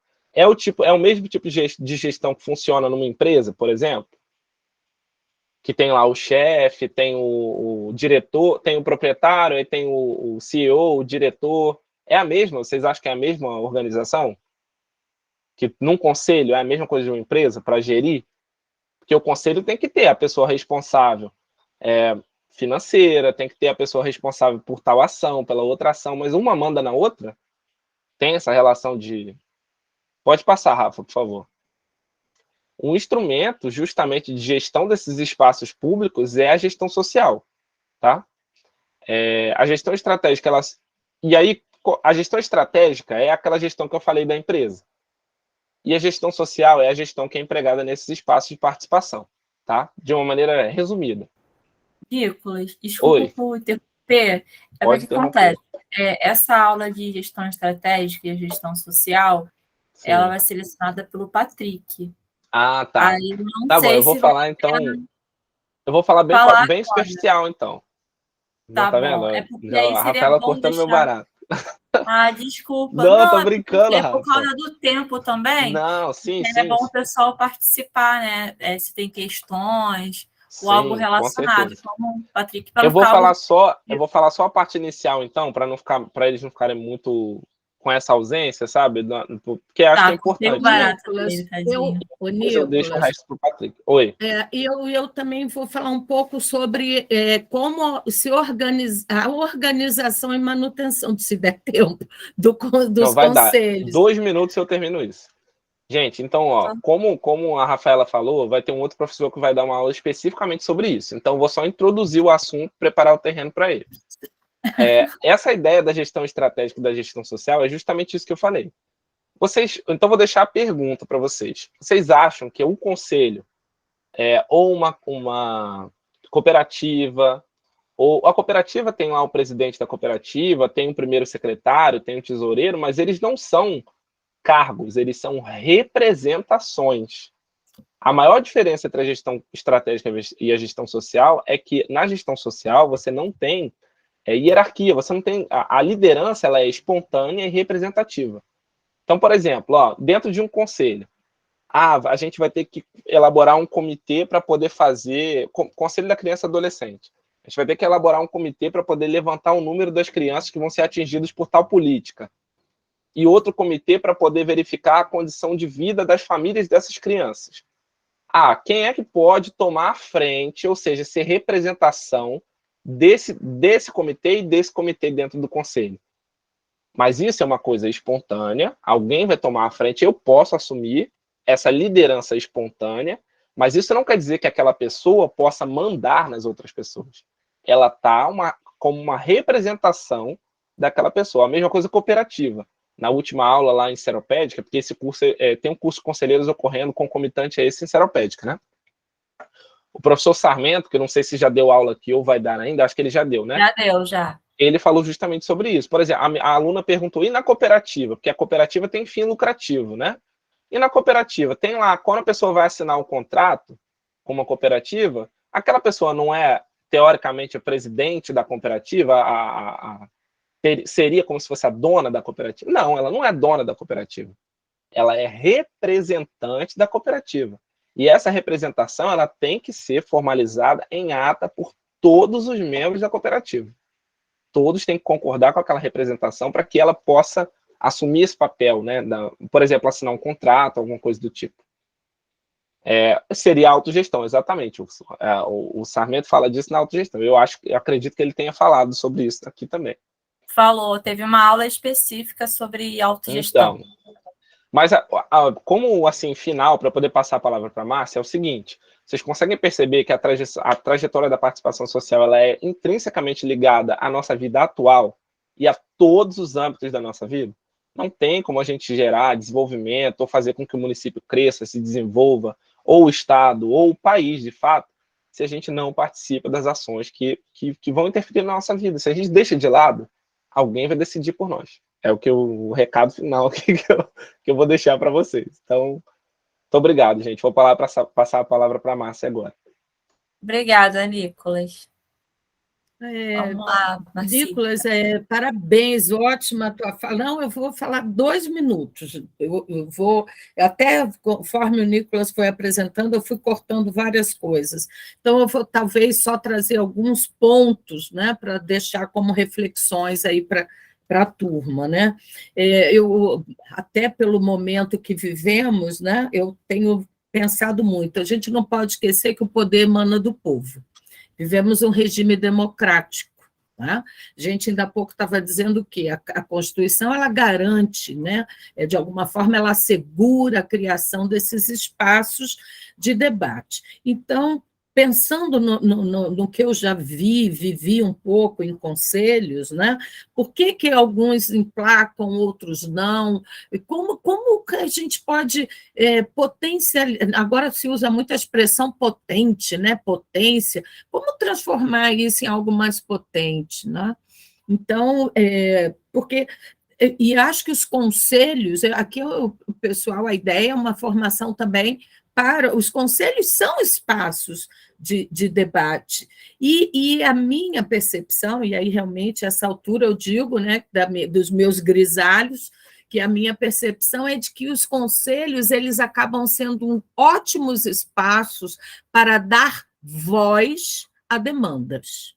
Mas muitos não vão além do dar voz. Eu acho que o Nicolas foi muito feliz nessa apresentação, né? Eu já tinha visto com ele, porque a gente, de alguma forma, ele retratou uma situação ótima. A gente vê, né, momentos em que os governos apoiam, Maricá talvez esteja vivendo um momento diferenciado, porque também tem um governo que apoia, mas a gente sabe que isso não é a regra. Né? Realmente essa não é a regra. Então, como esses conselhos poderiam, né, se organizar, se estruturar para que os impactos políticos, né, as descontinuidades dos governos, entra um governo, sai outro, e as próprias mudanças que acontecem nos conselhos, porque quando a gente fala de saúde, educação, assistência, esses daí, os governos passam e os conselhos, muitas das vezes, ficam independente das suas mudanças, que é necessária, é interessante. Então, eu queria, assim, para não me alongar, porque se me der a fala, eu vou querer falar até 10 horas da noite, eu vou cortar aqui um pouco, porque vocês devem estar cansados e querem falar também. Então, eu resumindo um pouco do que eu queria dizer, é isso, né? Como que a gente pode extrapolar esse papel que os conselhos fazem tão bem de dar voz às demandas da sociedade. Eu acho que os conselhos fazem isso muito bem, assim, generalizando. Mas, muitas vezes, dá voz, debate, discute, mas isso realmente volta na forma de uma política pública? Eu acho que aí a gente, de um modo geral, em alguns conselhos, é uma lacuna, e eu vejo isso como um desafio, porque a efetividade dos conselhos, eu penso que a gente vai conseguir perceber na medida em que esse próprio conselho ele consegue ter força para deliberar, não apenas discutir, mas decidir, tomar decisões com base nessas discussões, eu acho que isso é importante, como, de repente, apresentar um projeto, porque se os conselhos forem temáticos, a colega disse aqui ainda há pouco que era da área do meio ambiente, a outra das cidades, então, como essas pessoas são recrutadas, são convidadas, como elas passam a fazer parte de um conselho? A figura, a gente falou em algum momento, trazer, né, pessoas com um papel mais, vamos dizer assim, de especialista. Estou acabando, Rafa, só para eu não quebrar o raciocínio. Nós podemos trazer pessoas com esse papel mais especialista, mas tem que deliberar e ter a capacidade, até extrapolando, de talvez preparar até um próprio projeto para provocar o poder público para que aquilo volte na forma de uma política para a sociedade, entende? Porque o que muitas das vezes acontece a gente está cheio de boa vontade, é uma provocação, não estou dizendo que é o caso de vocês, aliás, eu acho que não é o caso de Maricá, mas eu ando muito pelo Brasil afora e muitos conselhos, eles acabam sendo, entre aspas, submetidos a uma agenda que vem do governo, né, do governo municipal. Então, tem que ter uma força e uma sinergia esse conselho para que eles possam, tudo bem, receber essa agenda que vem do governo, do executivo, mas flexibilizar onde for preciso, emplacar nessa agenda os interesses realmente da sociedade, porque senão fica um conselho que vai discutir o que interessa ao governo. Tá? Assim, eu não quero me alongar, há caminhos, eu acho que isso que a Cooperar está promovendo é fantástico, porque é pela capacitação, é pela educação, é pelo acesso, pelo debate, que a gente vai ampliando nosso, vamos dizer assim, nossa capacidade de ter uma atuação mais efetiva, né? Para que realmente, que eu penso que o grande objetivo é esse, se o Conselho reúne pessoas que vão debater as demandas, essas demandas têm que dar eco no Poder Executivo. Tá? É assim, para não alongar muito, eu espero não ter falado rápido demais, acho que falei, peço desculpas, mas realmente para 7:01 para a gente poder ouvir a turma também, né? Talvez seja o caso de abrir aí para perguntas. Obrigada, Márcia. Obrigada, Nicolas. Falou super bem. Eu, particularmente, compreendi super bem. Agora, vamos passar um pouco para a turma.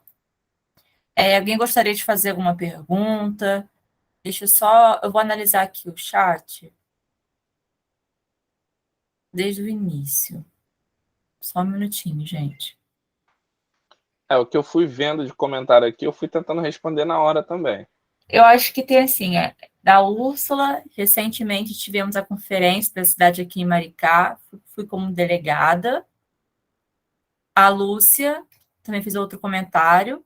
O que não aceito são câmaras municipais, onde só meia dúzia de pessoas podem participar, porque normalmente são muito pequenas. Gente, realmente isso é complicado. São as agendas que vêm do governo. Nossa. Autogestão, Úrsula, foi a aula anterior do professor Sarmento, que ele falou muito sobre autogestão. Outro comentário do Douglas: essas reuniões devem ser ao ar livre, em grande área de circulação de pessoas. Sim, é uma boa proposta também. Autogestão... acredito que os comentários anteriores, o Nicolas foi complementando, né, durante a sua aula. Alguém gostaria de realizar mais uma complementação? As pessoas que sempre participam é Douglas, Elisa, Lúcia, Gabriela. Se eu esquecer de alguém, gente, me desculpe. Então, eu acho que podemos encerrar a aula por aqui. Gostaria de agradecer ao Ninguém tem perguntas, Rafa? Ninguém tem perguntas?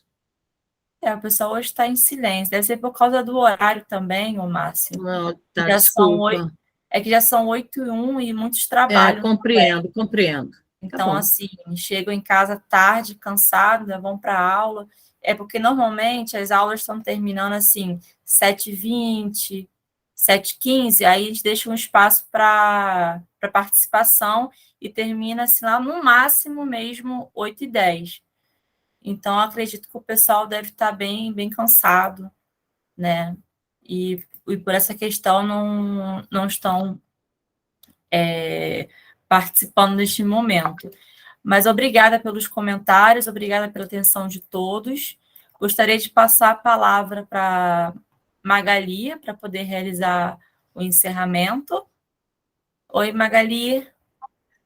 Oi, gente. Realmente foi ótima a aula, né? Muito boa. Até minha filha quer participar, tá vendo?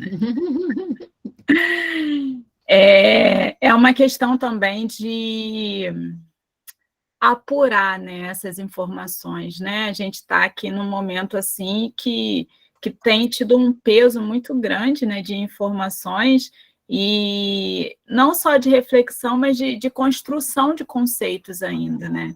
Então, acho que é esse momento aí que o pessoal está até declarando já lá no chat, né? A complementação ao longo da discussão foi favorável aí às reflexões, né? E tirar as dúvidas. O Nicolas, ele foi pegando os comentários e foi sanando as dúvidas, né, do pessoal. Isso.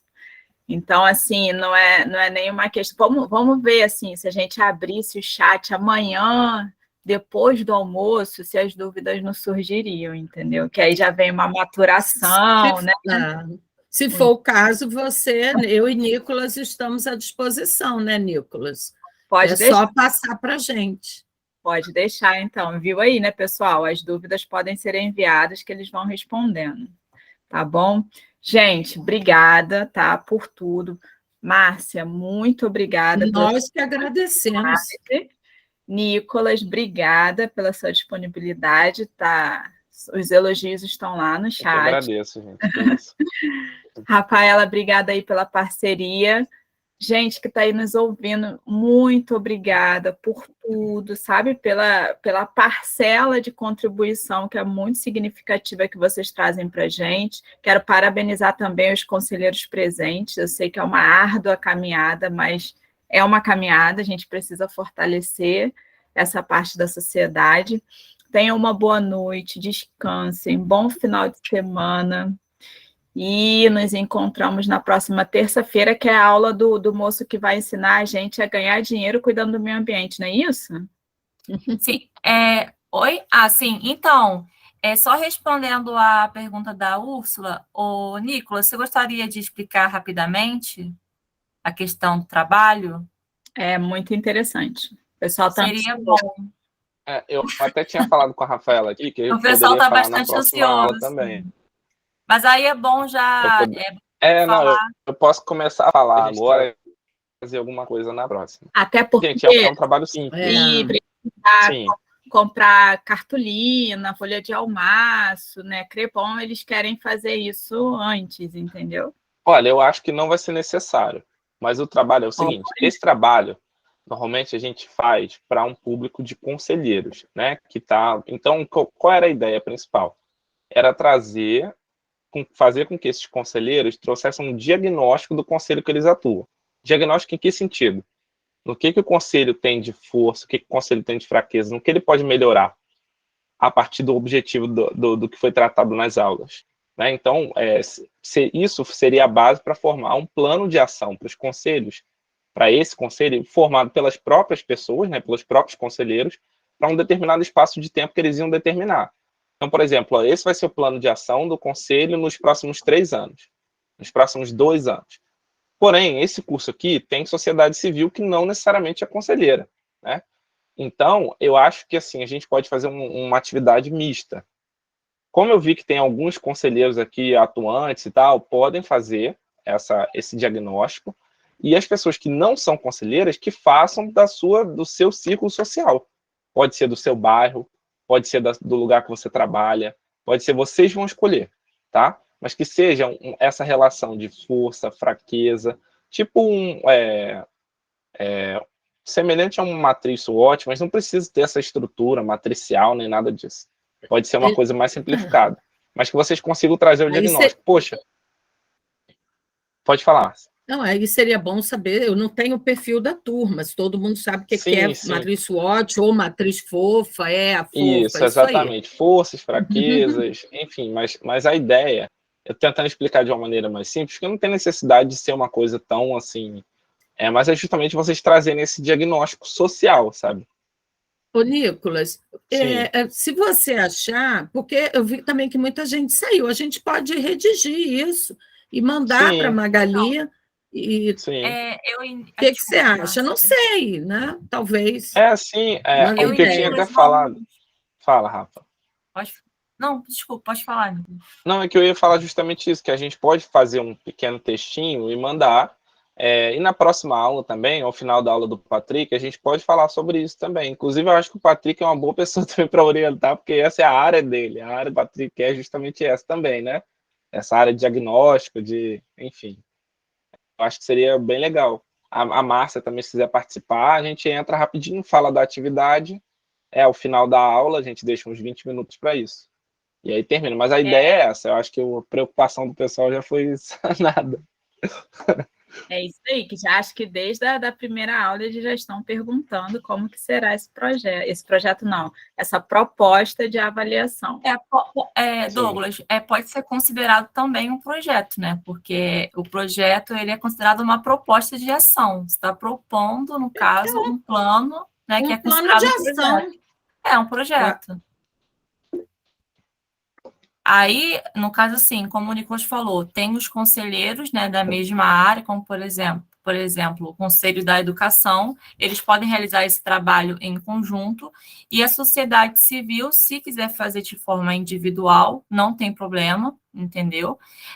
Todos os trabalhos serão analisados pelo pessoal do PPE, a gente vai ter o retorno também.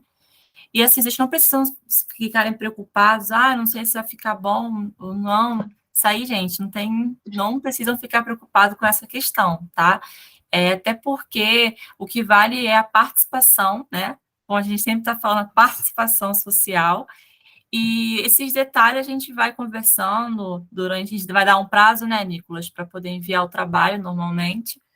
Aí vocês enviam, mas ficam tranquilos, tá? Ficam tranquilos que a gente não vai ser... Rapidinho, Rafa, só mais uma coisa. Não. Essas perguntas que a gente fez hoje durante os slides, elas podem ser um guia também para vocês fazerem esse trabalho. Porque nas perguntas você responde, vocês acham que tem necessidade de melhoria? Como que vocês acham que isso deve ser feito? A partir de qual ação? Isso vai ser o trabalho de vocês, é o diagnóstico que vocês vão fazer, tá bom? Terça-feira eu vou enviar para vocês, pode ser? No final da aula do Patrick, o Nicolas vai entrar e eu também vamos falar mais um pouco desse trabalho. Aí eu vou enviar por e-mail. Para quinta-feira, vocês vão chegar já afiados, já com diagnóstico, já tirando as dúvidas. Vai ser uma aula para poder tirar dúvidas. Pode ser assim, então? Eu acho que pode ser. Então, gente, Douglas, que aí vocês já chegam com as dúvidas, né? Acho que é melhor, que vai ser mais produtivo. Então, tá. Então, não falta em terça-feira. É isso. Boa noite, gente. Boa noite, gente. Fiquem com Boa Deus. Noite, pessoal. Foi um prazer. Mais uma vez. Um grande abraço. Tchau. Tchau, tchau. Tchau. Obrigada, hein, Magali. Tchau, Rafa, querida.